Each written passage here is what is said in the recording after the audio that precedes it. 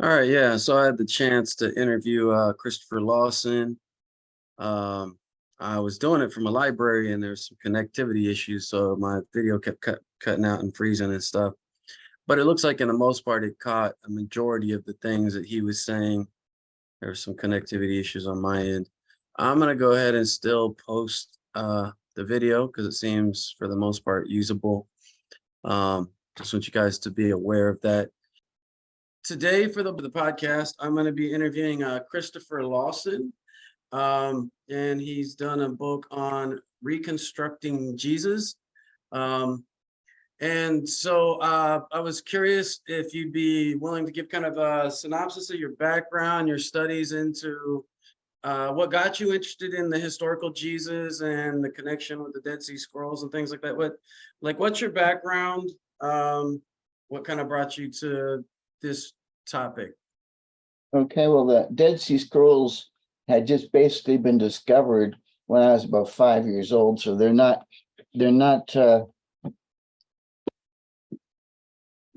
they were of interest to me as soon as I became a teenager.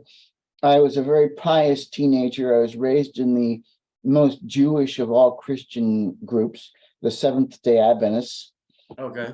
The Seventh-day Adventists keep a seventh-day Sabbath from Friday sunset to Saturday sunset, eat a kosher diet, and they have a strange theology that says that future events are going to mimic sanctuary patterns of events in the ancient sanctuary. So they taught us all about the ancient Jewish sanctuary services and things like that. So we learned a lot of Jewish stuff. And of course, you're very impacted by having the seventh-day Sabbath. That's way different from everybody else in every other social group. All of a sudden, you're not at the Saturday baseball games and things like that. So it really does change your perspective. I was a very devout believer. I became a minister. I think we had a technical issue. We cut out for about 30 seconds there. Could you go back to you were talking about the Seventh-day Adventist? Yes, I was raised a Seventh-day Adventist. I became a Seventh-day Adventist minister, and I wasn't satisfied to just get a Bachelor of Divinity and a Master of Divinity. I wanted to really study the stuff in depth, so I went and got a Bachelor of Arts with a major in theology, and that takes about 3 times the credit hours, if you look at the university transcripts, as it takes to get a Bachelor of Divinity and a Master's of Divinity together, about almost 3 times the credit hours just to get the Bachelor of Arts, the major in theology, and a minor in biblical languages and textual criticism. So that's the most relevant studies. I went on to graduate school, where I went on to work on my Master of Arts in teaching in elementary education and the Master of Science in psychology. These are at Andrews University Graduate School, which is a Seventh-day Adventist graduate school. I ended up becoming a principal of the Niagara Falls Seventh-day Adventist Elementary School. And then I left the Seventh-day Adventist Church as I educated myself past my parochial beliefs and became more wide open. And my interest in the Dead Sea Scrolls never abated, so I continued to study the Dead Sea Scrolls for decades thereafter. So I've had 4 decades of study of the Dead Sea Scrolls since my 22 years of professional training. That's a good amount of time for anything, really. Okay.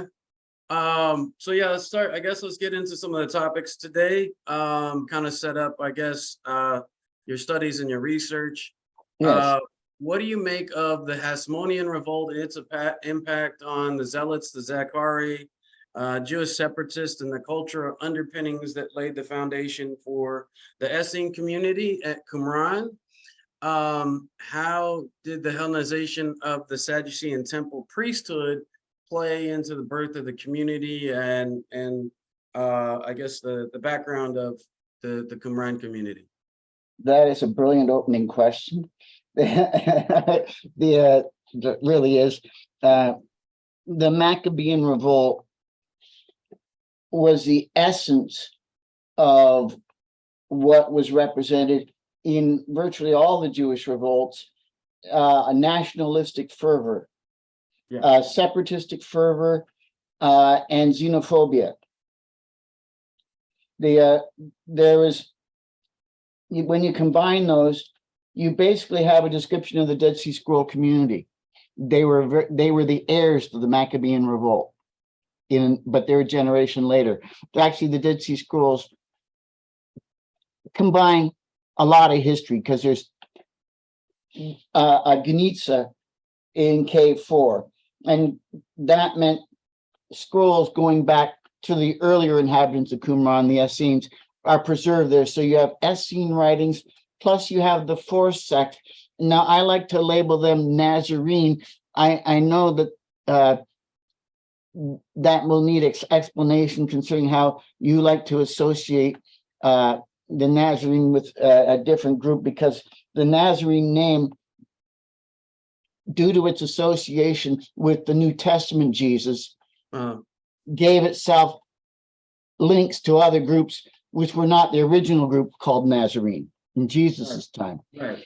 So, yeah. Go ahead. So the short answer is the Maccabean revolt lay the foundation for Jewish separatism and sectarian participation in political revolution.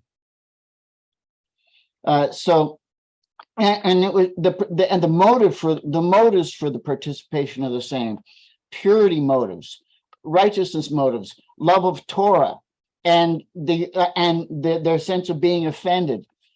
People don't understand. New Testament Christians, when they read their Bibles, don't understand that the Roman presence in Judea was an offense to conservative Jews. Yeah.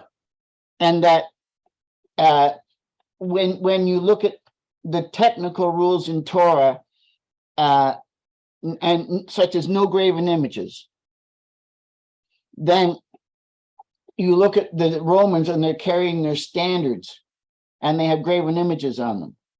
They have coins with graven images on them. They have slogans and abbreviations ascribing divinity to the emperor. These things are being carried into the Holy Land, which is supposed to be kept pure.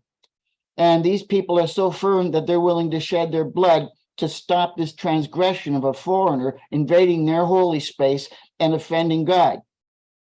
And that's the way they viewed it, that the Romans were sinners offending God. And so they were labeled sons of darkness by this group. They were also labeled as the Kittim, although the Kittim linguistically could be recognized as people from any of the islands, including Cyprus. They specifically used it for the Romans because it was used in the book of Daniel as the last kingdom to be destroyed before the Messiah came. So they're saying, these are the guys, this is the last kingdom, we're identifying them. These are the guys, next stop, Messiah. Mm-hmm. That's where they differ from the Maccabean group. They're Messianic. Mm-hmm.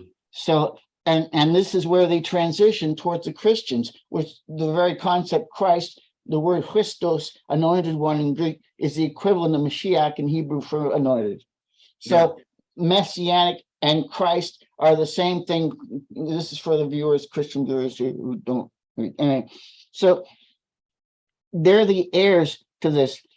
Now, sectarian names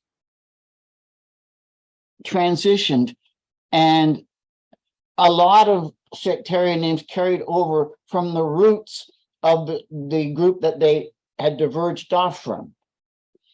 And so there can be confusion, especially when third parties are trying to sort them all out. So, for example, Paul was said to be the leader of the Nazarenes. Yeah. When he was not. Mm-hmm. Yeah, Paul was the leader of the Christians, the first called Christians at Antioch, which was one of Paul's groups. Mm-hmm. So Paul's the leader of that group, not the Nazarenes, but it's the same group that are meeting, because I contend that the original group, Jesus, the Nazarene, is the original Nazarene. And we now have to pause for a moment and say, how do we do our history? How do we know what we think we know? Mm.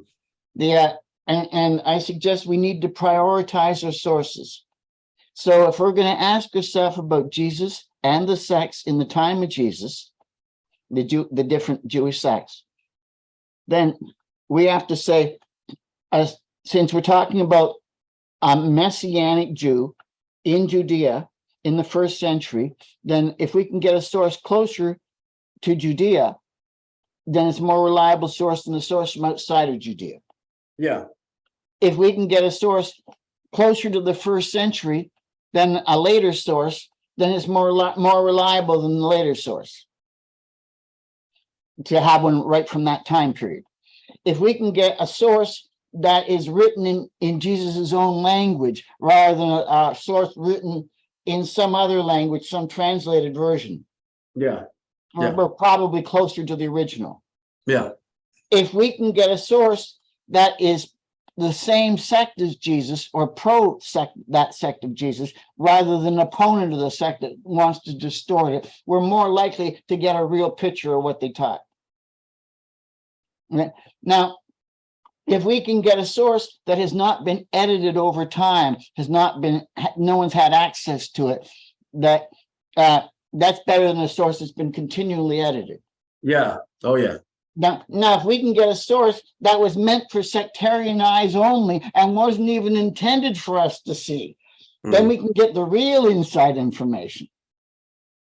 Is this a fair appraisal of how to prioritize sources, that these are the things we should look for in our sources? And when we compare our sources, that these are the criteria by which we will judge them. Can we agree on that? That's sensible? Yeah. Okay.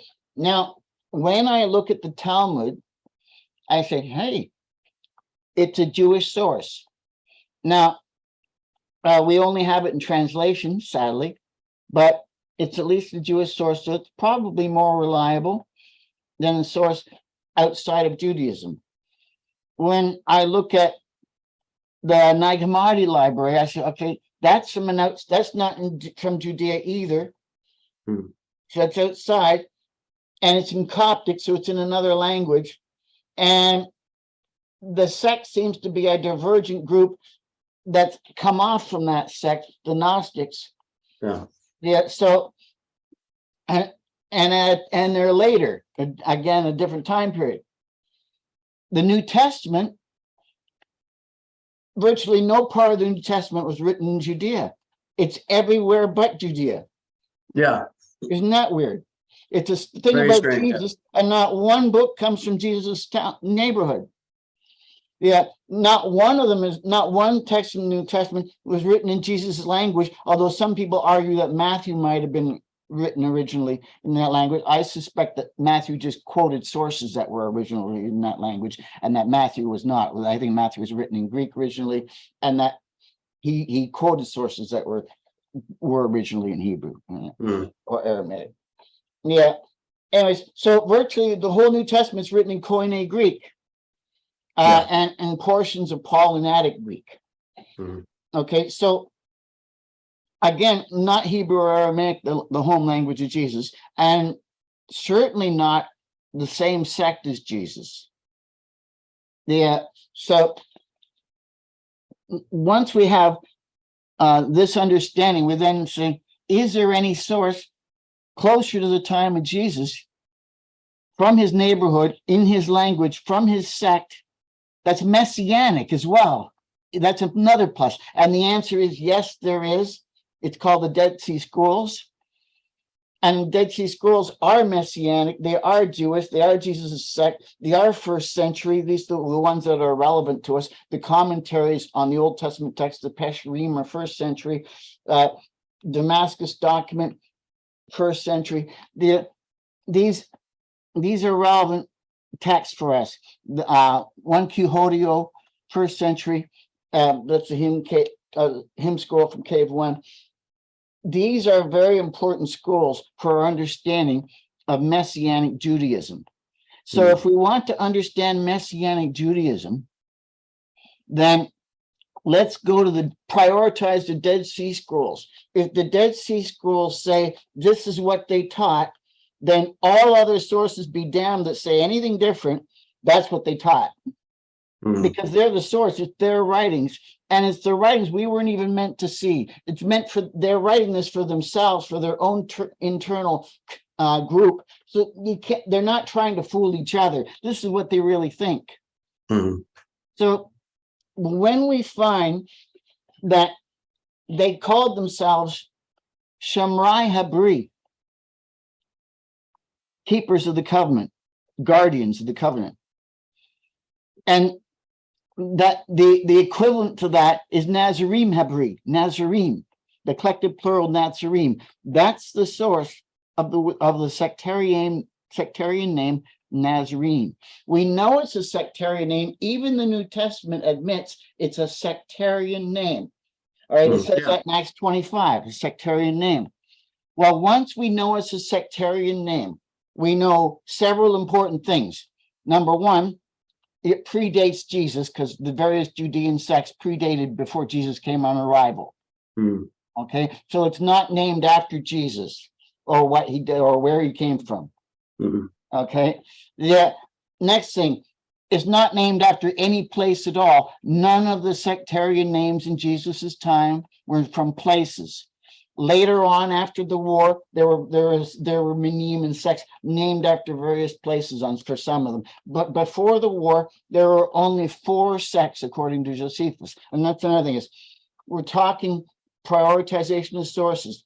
The only source we have, Jewish source, that talks about Jewish sects that comes from the 1st century is Josephus. So we must highly value what Josephus has to say about these sects. But Josephus also tells us some information that's revealing about himself. Josephus was not a devout sectarian Jew. He likes to pretend he went through devoutedly and examined everything thoroughly. But when you read his account and you read it with a critical eye, you realize that Josephus was a spoiled Hellenistic Jew who grazed the surface and thought he delved in deeply. And that's one of the things we can start with. Let's deal with the sects according to Josephus, and I'll cite Josephus now from the Wars of the Jews, book 7, and you can look up the rest in my book, Reconstructing Jesus, if you want the specific details. All right. Okay. Actually, first of all, let's start with Life of Flavius Josephus and get his little bit of a detail. He says, when I was about 16 years old, I decided to get experience of the sects that existed among us. Let's just think about that thing first. He's saying that before he was 16, he had no experience of the sects that were among the Jews. He wanted to get some experience of those sects when he was 16.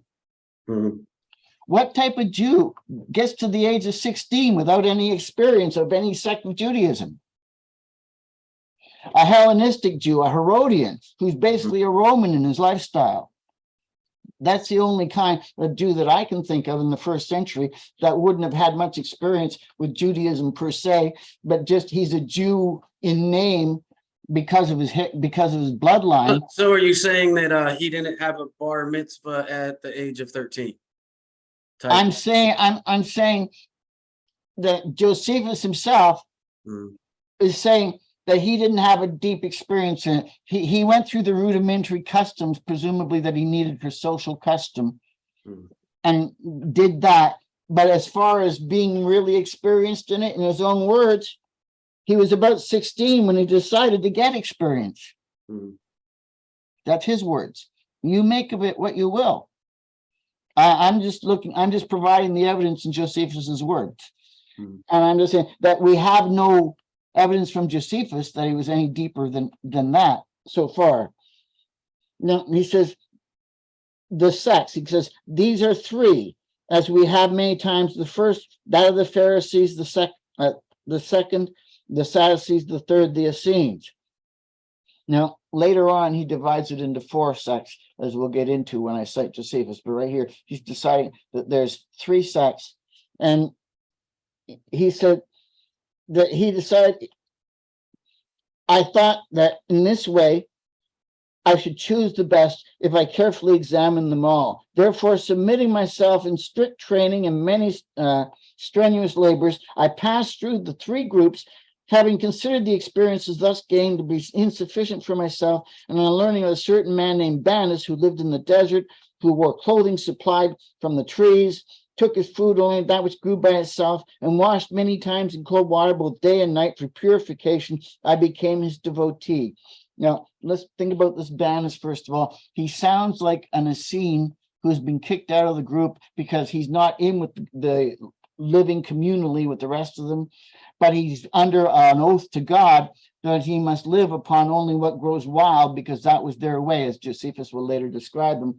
And so he's living out in the wilderness, surviving as an Essene, but as a lone Essene. And this is the Essene that Josephus is able to approach that isn't shunning him, whereas most of the Essenes would have walked away from Josephus as being unclean because he'd just been participating in whatever Roman things he was doing.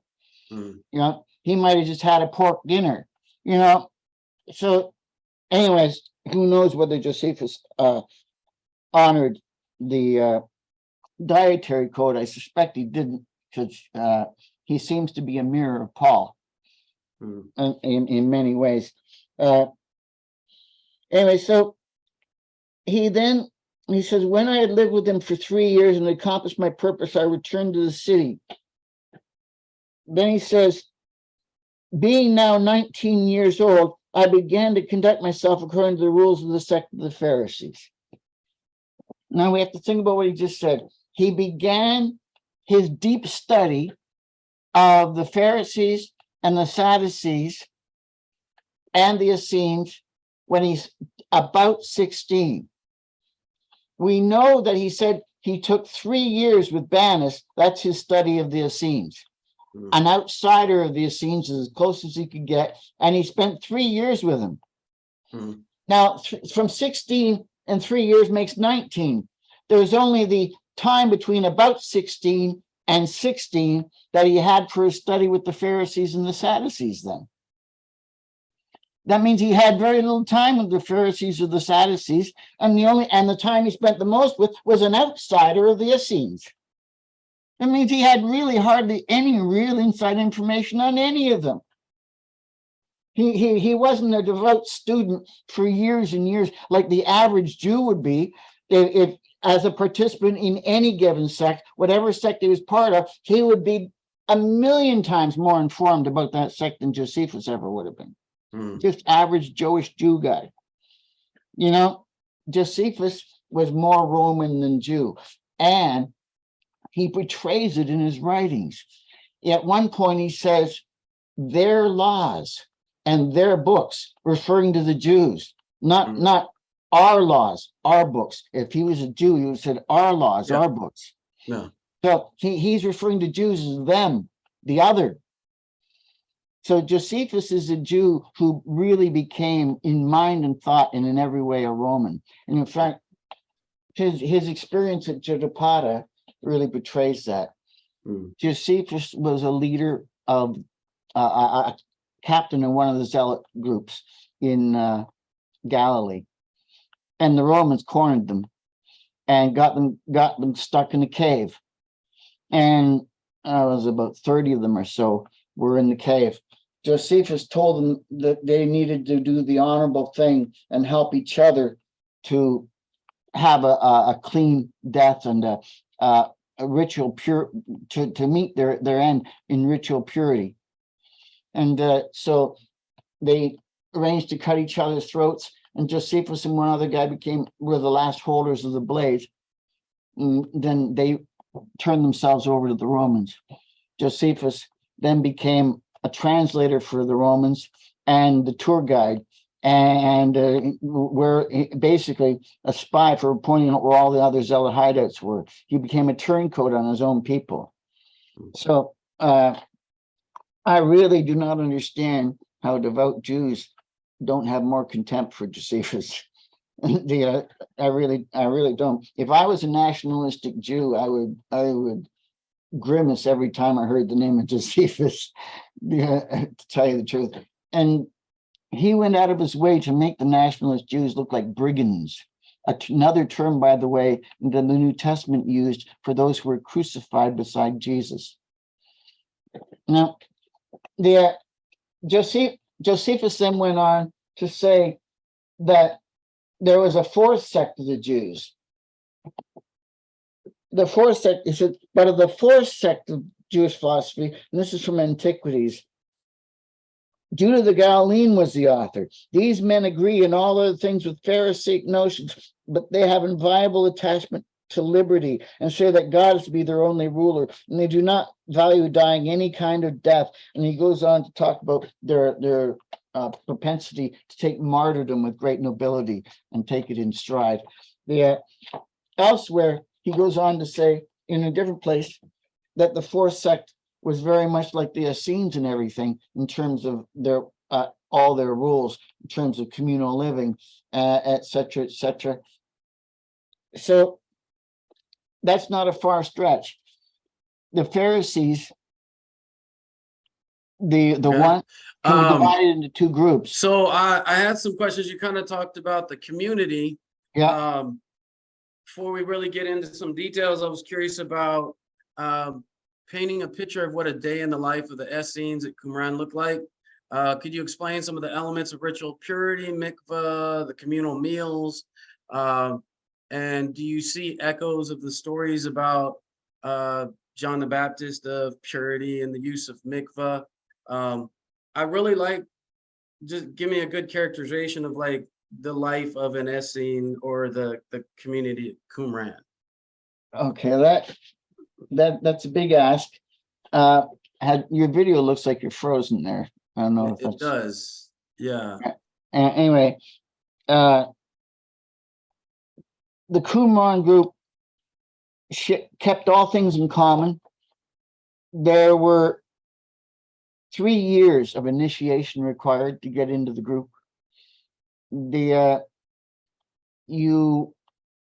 After 3 years, you were admitted to the communal meal. Before that, you're still an outsider from that. Even your wealth that you'd given to the community would be given back to you if you exited early. They didn't want your unclean money and wealth. They were that purity conscious. You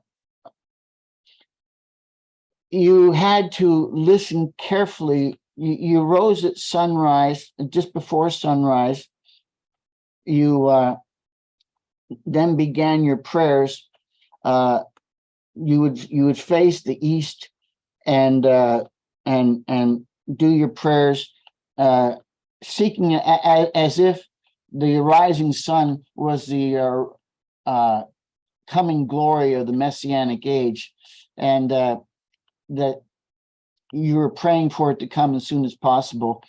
And that's often mistaken as if they were trying to pray for the sun to rise. No, they were basically praying for this coming age, which they symbolized by this glorious sun's glory in the morning. They held their meals in common. Your garments, you got them from the community, and you wore them until they got worn out. You had to be very attentive. You kept the hand that you did your personal duties with inside your robe, your white linen robe at all times. You did not spit to the right. When you had a little shovel for doing your bodily duties, where you would go beyond the required limit away from the camp to dig a little hole in the ground to relieve yourself and cover it with the dirt that you dug out. You did not do that on the Sabbath. So you made sure that you didn't eat too heavily before the Sabbath, so you wouldn't have too much strain, and making sure that you waited, but then you can imagine that you were part of the sectarian lineup heading out after the sunset every Sabbath evening when the sun finally set. That would have been kind of a funny thing to see. You made sure that you're kept ritually pure by constant bathing in a mikveh. The mikveh had to contain at least 10% rainwater from the Holy Land. The Jordan River was considered Holy Land rainwater. So that's a similarity to John the Baptist and the idea of ritual purification in preparation for the coming of the Messiah. That sounds John the Baptist. Being in the location of the Jordan River where it meets the Dead Sea, it matches the Essene community. The location matches. The rivalry between John the Baptist and his offense against Herod, his preaching against Herod and his opposition to Herod, matches the Essenes as well. How do I know the Essenes are anti-Herod? Because they had a rule that the king had to be pure-blooded on both sides, had to be pure-blood Jew by his father and his mother, and that's anti-Herod because Herod was half Idumean and half Benjaminite.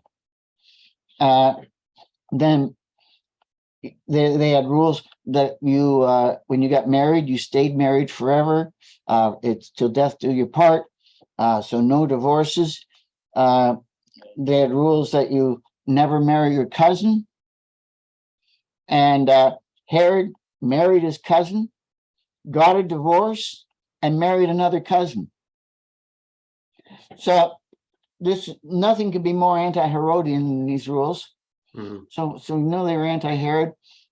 The idea the king had to be pure-blood Jew on both sides was natural for the sectarians, because the sectarians themselves, according to Josephus, the Essenes were Jews by birth. Quote from Josephus. And the fourth philosophy was the same as them in all these respects, said Josephus. So I suggest that it is this fourth philosophy of Judah the Galilean that is represented by the Dead Sea Scrolls. The anti-Roman nature of the scrolls is very clear. Can you hear me? Yes, I can hear you fine. Your audio cut out for a minute there. I think I have like the library here might have like a bad connection. Do you want to restart, or what do you want to do? Let's just go back a little bit on what you were saying. Okay. That the Dead Sea Scroll community is anti-Herod because it had rules against marrying a cousin, rules against divorce, and rules that the king had to be pure-blood Jewish on both sides. The Herod was not pure-blood Jewish on both sides. He was half Idumean and half Benjaminite. He married his own cousin. He got divorced and married another cousin. So he broke all those rules. The Jewish sectarians of the fourth philosophy, just like the sect group that they broke off from, the Essene group, they were Jews by birth. These were nationalist Jews. They were planning a war against Rome, and their war scroll is an actual military manual. Now that's according to great scholars who looked at it.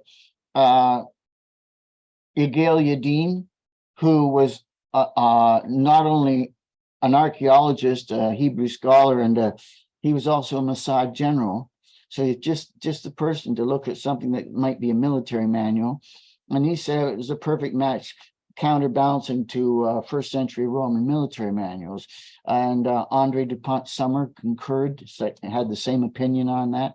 So these Dead Sea Scroll community people, they were planning a war with Rome. And In fact, they started the war with Rome. The lower priesthood was being trained at Qumran, and they were the ones who gave the signal to the revolt when they stopped sacrifices on behalf of the emperor. So the Jews started the war with Rome. Rome didn't start the war with the Jews. And the Jews started it according to their own timing. Now, the Dead Sea Scrolls have a very clear general schedule about them. When you read them, they all seem to be part of a commentary on the same time plan. And they talk about two time periods, a 20-year period and a 40-year period in the scrolls repeatedly. They say that it was a 20-year period between the time period when they were wandering like blind men, groping for the way, and then God sent them a teacher of righteousness to show them the way. Are you still with me? Yeah, I am. I just figured I'd turn off my video so it not jam up the internet. Okay, no problem. So they promise. Let's see if we can show you the exact quote.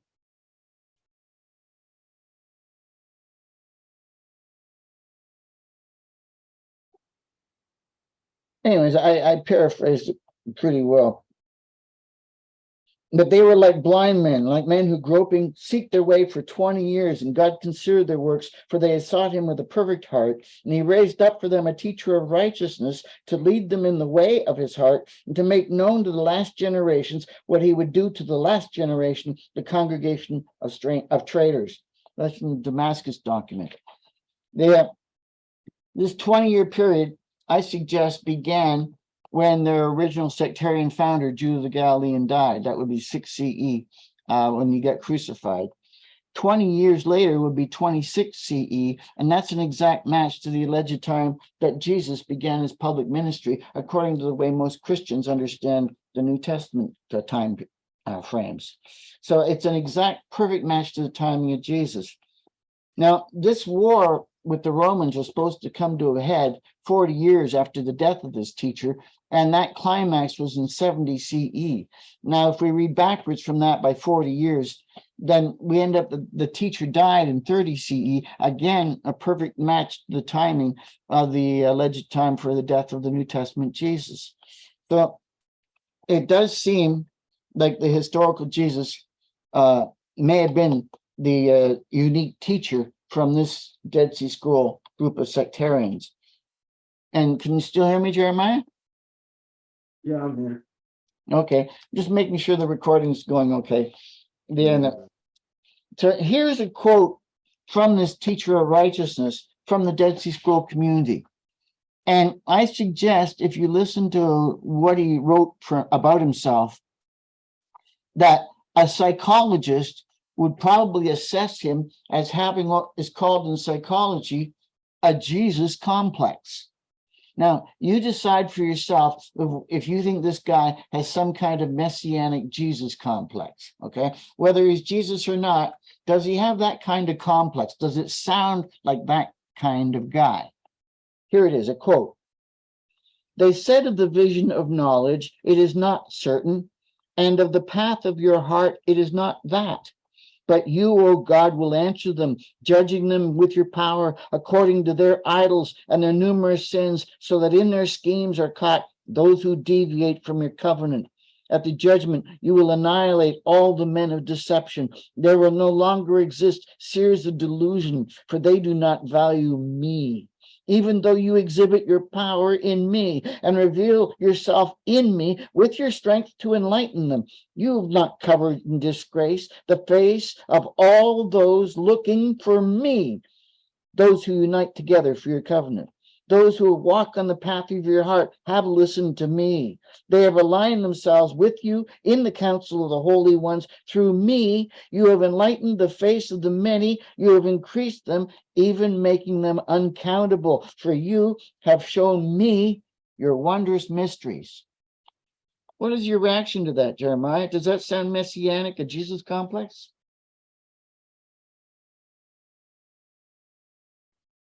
Is that a question for me? Yeah, it's a question for you. Does that sound like someone with a Jesus complex? It sounded like me. God has done this through me. I've done this, and everybody's looking for me. And everybody looking for me, they're doing really good. And God showed me all the wondrous mysteries, and he's enlightened the face of the many, and he's made them into many, all because what he did through me. It's megalomania. And I mean, it definitely sounds like a similar kind of mindset. it does, doesn't it? Have you read Hugh Schonfeld's The Passover Plot? Yes. I'll tell you where I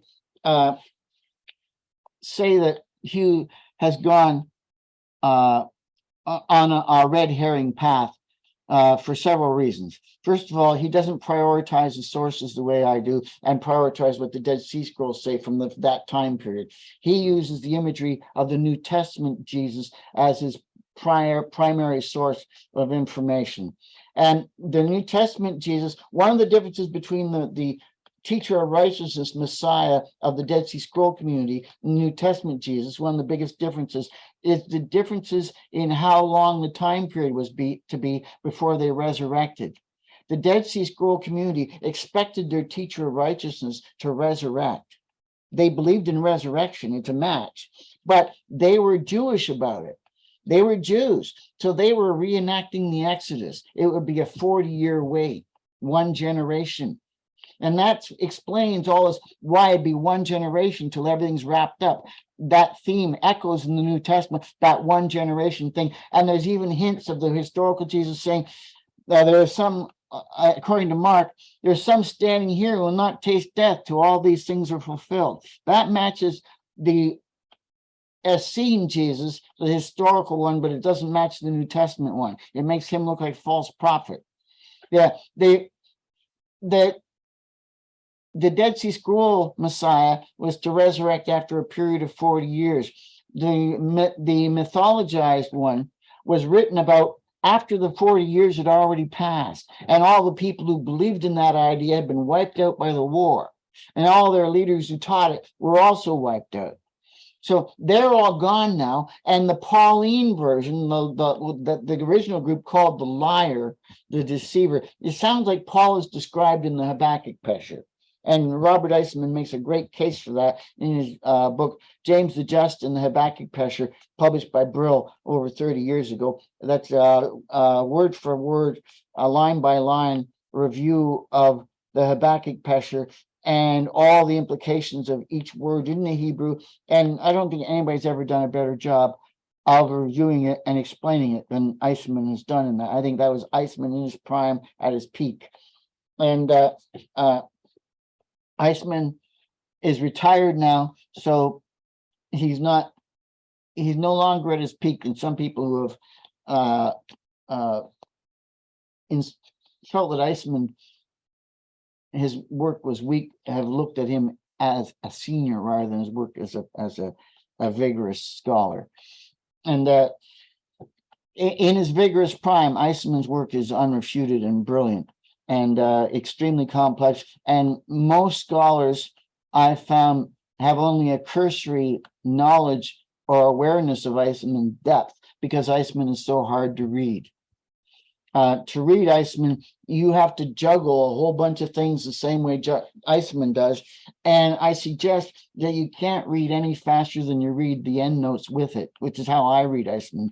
I read him with the endnotes all the way through. It takes me forever to get through it. But when I'm done reading him, yeah, I'll have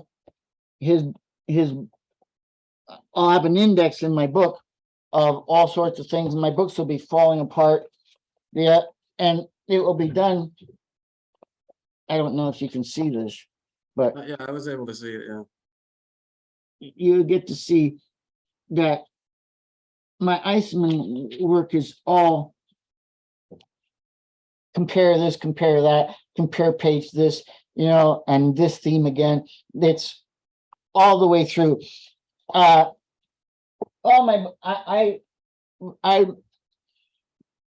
have been trained in Hebrew, but it's not my mother tongue. So I read the scrolls regularly in English translation. But then when there's specific things, I go for the scholarly depth of the original language when needed for specific areas. And I rely a lot on Eisenman, but as you can see, I put an index in my books. This is DuPont Summers translations of the Dead Sea Scrolls, but it's the same thing. They're all, you get the drift. My books are all,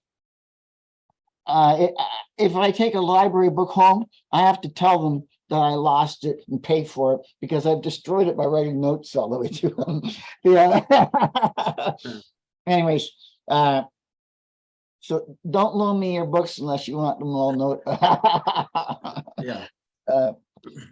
Anyways, some of the things about the Dead Sea Scroll community, just so to say how things that I say match the Jesus story. And after a certain point, it becomes too many things to be a mere coincidence. Now, we have to say, which sect did Jesus belong to? Was he a Pharisee? No, he condemned the Pharisees. Even the New Testament portrays Jesus as condemning the Pharisees, although he wasn't really far from the Pharisees in his attitude. If we're reading Josephus right about Judah the Galilean and his sect in their ideas, of course, the Pharisees are misrepresented in the New Testament as well. Yeah, and not all Pharisees and not all Sadducees are created equal. Eisenman has well pointed out that within each of these groups, there was a difference between the nationalist group and the Hellenistic groups. So that made it. Are you still with me there, Jeremiah? Okay. All right. So the difference, the Pharisees that were cooperating with the Romans and the Sadducees who were cooperating with the Romans, the Dead Sea Scroll community had no time for them. They were called seekers after smooth things. They were basically marked for death by the Dead Sea Scroll community. Dead Sea Scroll community did not want any cooperation with the Romans in any way whatsoever. But here are some of the things about how they match the Jesus sect. They had a teacher of righteousness. They called him the Son of God. They had a council of 12. They had an inner circle of 3. They included women in their group. They were opposed by a wicked priest. They were led, the group was led, this teacher led a group who expected a resurrection. By the way, expectation of resurrection also means not Sadducean. So there are scholars such as Schiffman, and then there's Norman Gold, who have suggested there's a Sadducean connection to the Dead Sea Scroll community. I would suggest that the various halakhic rules, which would seem more palatable to the Sadducees that were included by the Dead Sea Scroll community, were accommodations because these people were trying to get all Jews to unite in the rebellion against Rome. They were planning a war against Rome where it was basically going to be all Jews of any stripe that are willing to be anti-Rome, come and join us. So they're trying to put an army together. They were recruiting. So I think for anyone who is a pure blood Jew, a little sectarian variation, they could accommodate that, but they wouldn't accommodate foreign accommodation. That was taboo for them. They believed in angels. Again, not normal Sadducean idea. Sadducees didn't believe in angels. They had strict rules on marriage. They had a very distinctive phrase. If you go look at all the books of Judaism and throughout all history and look for the specific phrase, Ruach Kodesh, Holy Spirit, it's as rare as hen's teeth. You get the unarticulated Ruach Kodesh seems to be a distinctive phrase primarily used by the Dead Sea Scroll community. Now, I'm not saying you can't find it elsewhere. I've had a number of my Jewish friends say they found at least a half a dozen examples of it elsewhere. But in the Dead Sea Scrolls, there are hundreds of examples of it. Hundreds. So this is a distinctive sectarian term, and it's new. It's not a term used even once in the entire Tanakh. So that's very, very distinctive. The very fact that they would have that, and it just matches the Jesus sect. That along with all goods in common, Jesus said his disciples have all good things in common. That is also very distinctive. Inclusion of women also means it's not the Essenes. They had a sacred meal. Use of rank. The disciples are said to be squabbling over their rank in the New Testament. Calling themselves Nazarene, keepers of the covenant. Let's get back to the term Nazarene. Nazarene is a collective plural. Nazor, to keep or to guard. So these were keepers or guardians of the covenant, Nazarene HaTorah, but they were also followers of the branch. Now, the term the branch, the Hebrew word netzer, was a technical term for the heir to David's throne. The Messianic heir was known as the branch of David. So people who are followers of the branch of David, were Netzarim. So if you take the word Netzarim and the word Nazarene in Hebrew, it's spelled exactly the same. They didn't have vowel pointing back then, so you have exactly the same word. So Netzarim and Nazarene are the root for Nazarene, and it's a sectarian name with a meaning. Every sectarian name had a meaning. The Pharisees named, they were the separated ones from Peraz, to separate. So you get Pharisees from Peraz. The Sadducees were the sons of Zadok, so Zadokim. They also consider themselves righteous ones, so Zadokim again. Another way of spelling it, but sons of Zadok is Zadokim versus Zadokim. The Essenes were doers of the law. They're Asim HaTorah. The collective plural, Asim, would give you Essene. So all of these names came from the meaning that's a descriptive of their sect. The Pharisees were not from Phariseeville. The Sadducees were not from Sadduc City. The Essenes were not from the village of Es, and the Nazarenes were not from Nazareth. Okay, none of these sectarian names match that. Some people also say that Nazarene came from the word Nazarite. Wrong. That's people reading in English only, making that connection, and it's just a surface coincidence. It's not the same root. The Z in Nazir for Nazarite vowel is a Zion. The Z in Nazarene is a Zadeh. They're different root words in the original language. They're not from the same thing. And yet there are many Christian writers who quote other Christian writers who didn't think that through and just were making the connection in English only. And it's not a connection there. So the Nazarene sect, it's a sectarian name. That means it's got nothing to do with the Nazarite vowel. It's a different spelling than Nazarite. And it's got nothing to do with Nazareth, because none of the sectarian names had anything to do with the place. And so now, it eventually did become a connection to Nazareth, though, because Jesus the Nazarene became Jesus Christ, the Savior of the Pauline Christians, and the Pauline Christians called him the Nazarene. And so they were there in the first century and second century, right? You did have a Nazarene sect, which was a Pauline Christian sect named after Jesus of Nazareth. And so their Nazarene sect was named after Nazareth because they're named after Jesus of Nazareth. But that's part of the New Testament cover-up of the historical Jesus. Just like they changed the 40-year period, the expected Messianic wait was a 40-year period in Messianic Judaism. They changed it to a 3-day wait. And that gets me back to Hugh Schonfeld, by the way. Hugh Schonfeld in the Passover plot assumes that Jesus could have faked his death and lived through it because it was only a 3-day time period. Let's see him apply that to a 40-year period of being dead. Doesn't work so easy. He fainted for 40 years. The Hugh Schonfeld's plot fails because it assumes the faulty history supplied by the fake New Testament story. The New Testament stories say it was a 3-day wait for the resurrection, and it wasn't.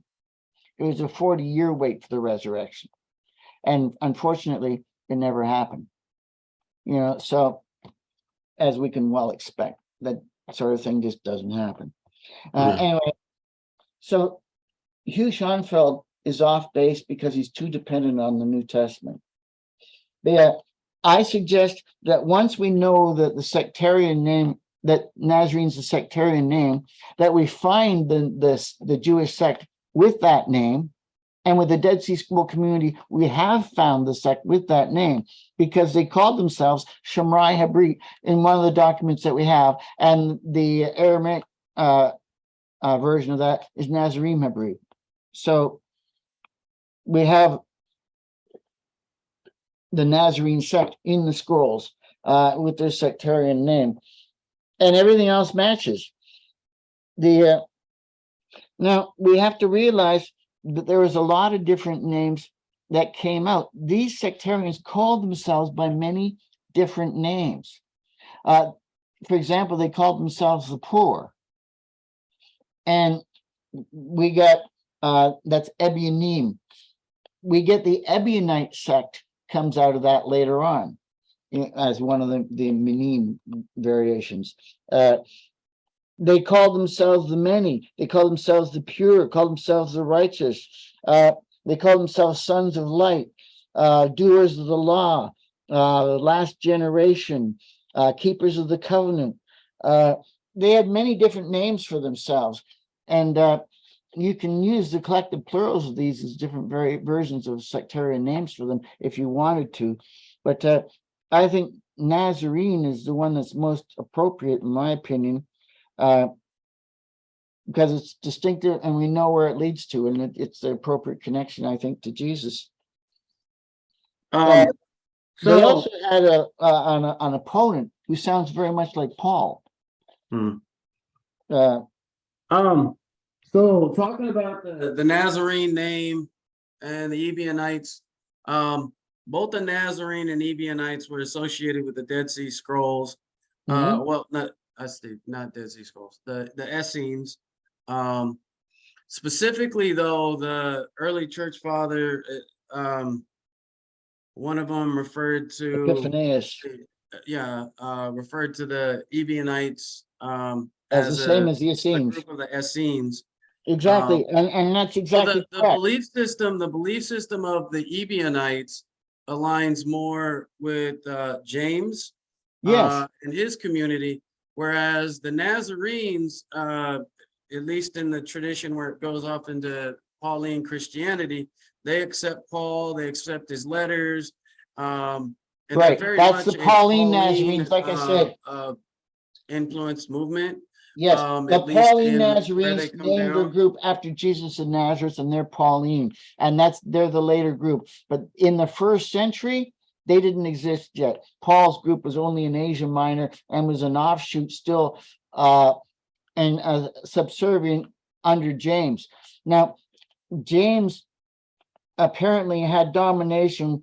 Paul was, I accept S.G.F. Brandon's suggestion that Paul was either in prison or dead by 55 CE and out of the picture. And that allowed James and his group, James died by 62 CE, but James had to have a period where he dominated over the Pauline churches in Asia Minor because Paul's writings became very decrepit and got torn to pieces and shredded to pieces. Like 1 Corinthians, for example, is 3 different Pauline letters pieced together to make one epistle. It's a ragtag mess for the Pauline corpus, and I think the only way it could have become so decrepit is during that time period, because later on the Romanized church they revered Paul. Even their opponents, the Gnostics under Marcion, they revered Paul. So they would not have let Paul's writings get so decrepit. It's only when James was dominated that could have happened. So that explains it if Paul was gone a little bit, went out first, and then his writings got messed up.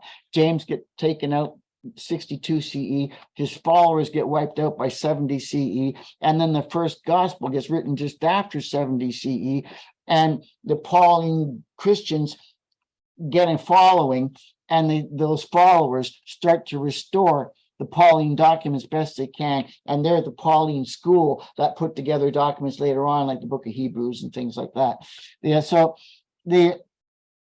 it took a while for that to take over. Now, Josephus does not include the Pauline group as a Jewish sect in his description of Jewish sects. Yeah, and I think that the Nazarene group, that using first century sources, the Dead Sea Scrolls sect had the name first, and Paul can't abscond with it. So I figure, don't let him take it.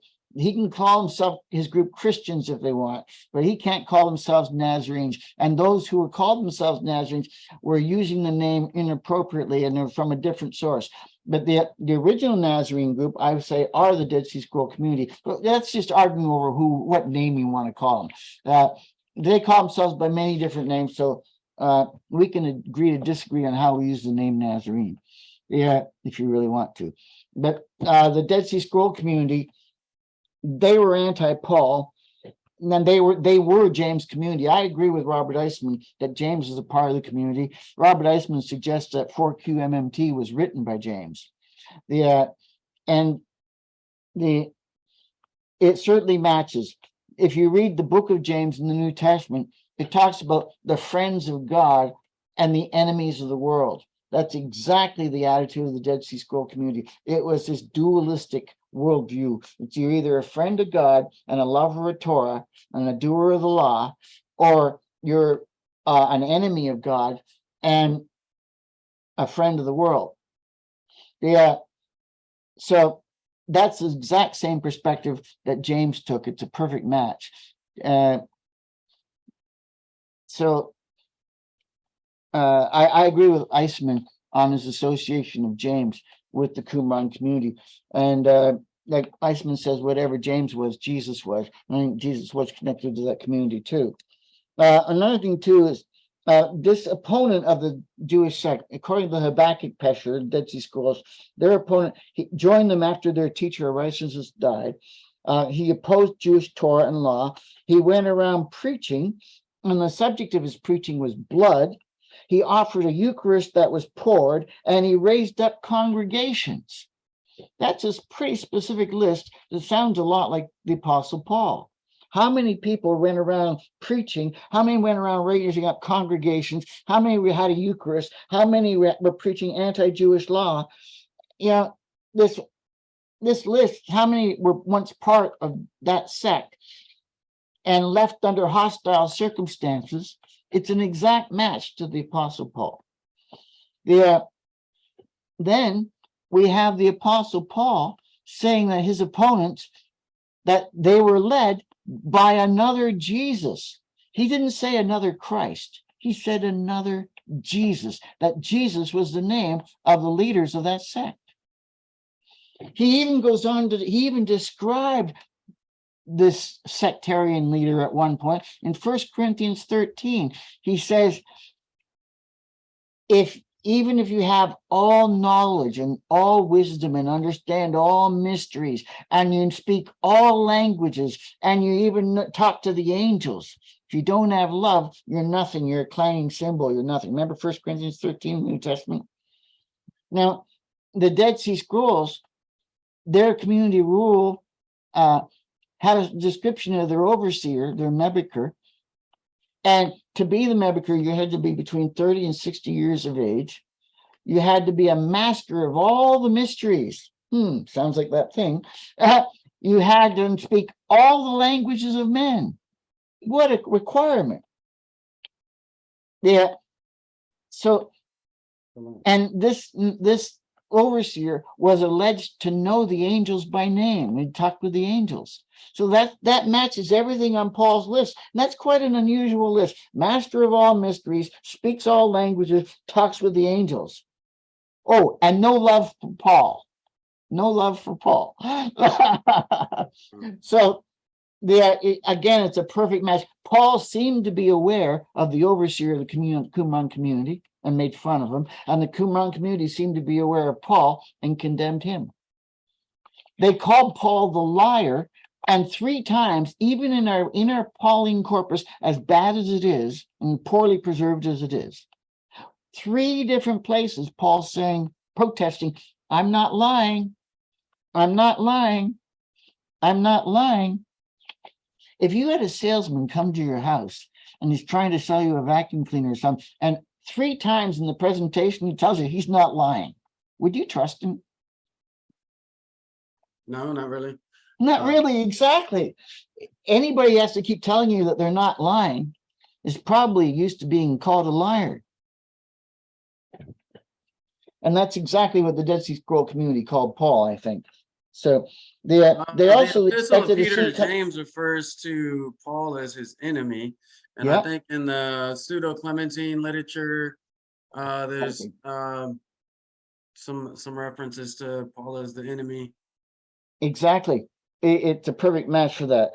And you can see parallels in the pseudo-Clementine speeches for James. You can see parallels to the speeches given to Stephen in the New Testament, and the same language, the pro-Torah martyrdom. They expected everything prophetic to wrap up within 1 generation or 40 years. They expected a soon coming kingdom on earth. And it's interesting, the Lord's Prayer, how much of the New Testament can you rely on? Well, parts of it and parts of it are okay and parts of it aren't. How do you know which parts? Well, I see the parts that match the Dead Sea Scrolls are the parts that are reliable, and the parts that don't are the parts that aren't. And I get that from how I prioritize my sources. The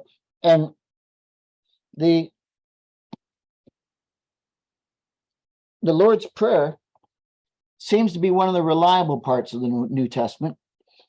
Why? Because it's quoted in the Nag Hammadi Library, Gospel of Philip. And it says, and he would not have said, my Father who is in heaven, unless he had an earthly father. So this is part of the argument that the Nag Hammadi Library was using to say that Jesus had an earthly father. He was a human being.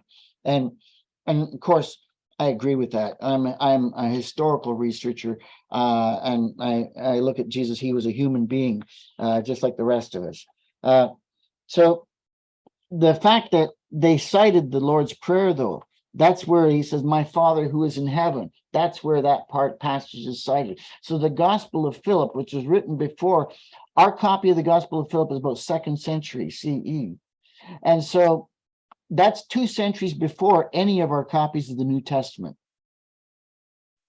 So that means that part of the New Testament at least has attestation earlier than anything we have elsewhere in the New Testament. So that part makes sense. Can you hear me? Yes, I can. Okay. Multiple times this is cut out, the video here. Yeah. And I am really afraid like portions of this are going to be lost or something. So you edit what you can, you save what you can, and we try again if all else fails. No problem. And a last connection, the sectarian connection for Jesus to the Dead Sea Scrolls, is the wordplay. The last line of the Damascus document is, and they shall see his salvation because they trusted in his holy name. But it's, they shall see Yeshuatu because they trusted in his holy name. So they actually have the name of Jesus in there where it's talking about his holy name. Anyway, so I think that's enough. Why don't we give that a rest there? That's enough about the sects on one video. No problem. Well, why don't we just end the video here? And well, I appreciate you for taking the time. Shalom Harim, Lehitro. All right, yeah, thank you. Christopher Lawson's conversation on this brings insight into how the Qumran community, the Essenes, influenced the early Jesus movement. and just felt like this was a important topic to cover and share, and I hope that you found it insightful. I apologize for the technical issues on my end. Definitely try to make sure that doesn't happen again in the future. Um, um, there's a point in it where we kind of talk about the different sects of Judaism and the sect of followers, the early Jewish movement that followed Jesus, the two separate sects, the Nazarenes and the Ebionites. Um, the New Testament connects Paul to the sect of the Nazarenes in Acts 24:5, calls him the ringleader of the sect of the Nazarenes. Later in the Talmud, Christians come to be known as Nazarenes. The first time it was used, as I said, was Acts 24, where he's called the ringleader before the Roman procurator Antonius Felix at Caesarea Maritima by Tertullius. And he was the first to apply it to them. Herod Agrippa uses the term Christians in Acts 26, which seems to first be used at Antioch. The name used by Tertullius survives in Mishnaic and modern Hebrew as Netzarim, and that's what they use in the Talmud. Again, early church fathers like Tertullian against Marcion records that the Jews called Christians Nazarenes. And Eusebius even records that the name Nazarenes as a sect. And then Epiphanius also uses that term later on.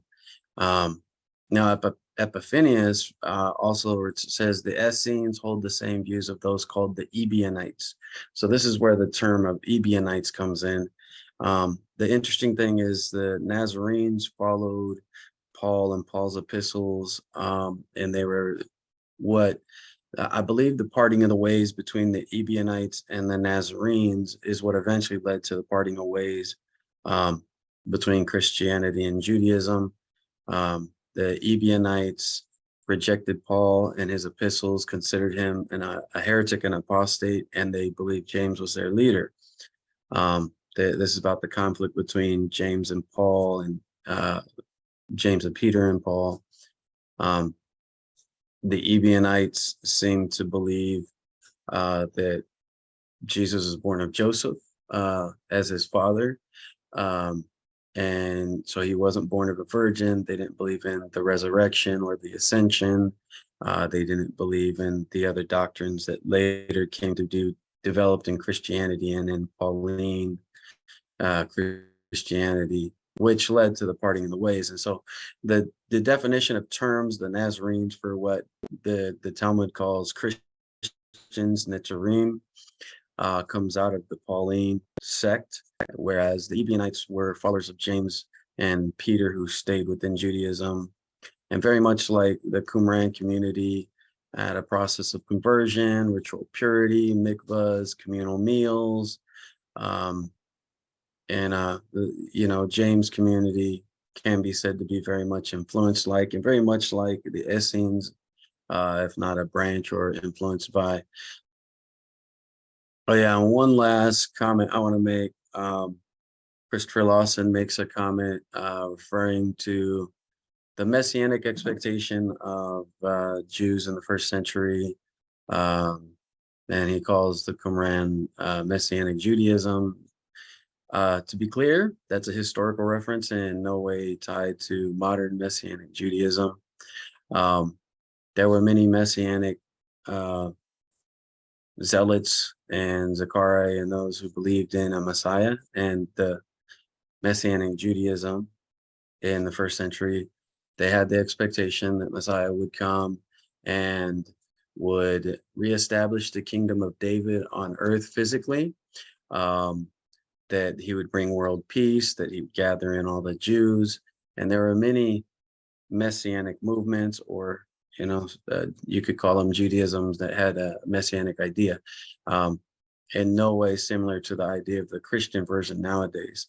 Rabbi Carol Harris Shapiro, speaking about modern Messianic Judaism, points out that there are apostates to Judaism They have no place in communal life. You know, they're not going to be buried in a Jewish funeral. They won't. They don't have access to Jewish community. They may be genetically Jewish, but they are Christians and they've chose to be Christians. And she refers to Gentiles who wear tzitzit and tallits and stuff like that as cross dressers, you know, in the name of the cross dressing up to convert people. And in general, like they're not part of the Jewish community because they accept things that Jews can't accept, a dying and rising God, different view of salvation for Jews. Giehl is a national redemption, and that's when Mashiach reestablishes the kingdom of David, brings world peace. It's definitely, you know, different than, because, you know, they follow a Christian worldview, not a Jewish worldview. They're, you know, ancestrally Jewish, but not within Judaism. So I just want to make that caveat that there is a difference, and there's a reason why Jews don't believe Jesus is the Messiah, because like many other messianic attempts, he was cut off before his time, wasn't set up as King Mashiach, because Messiah in the Jewish tradition is supposed to be King Mashiach. And so I just wanted to add that caveat to define terms, that there were those in the first century that were looking for and believed in a Messiah. And the historic reference to Messianic Jewish views or Jews that believed in a Messiah is not the same as the modern term. So I just want to make sure we define terms. And I do want to thank everybody for tuning in, and I'll catch you on the next episode. But yeah, I want to thank everybody for tuning in, and see you guys next time.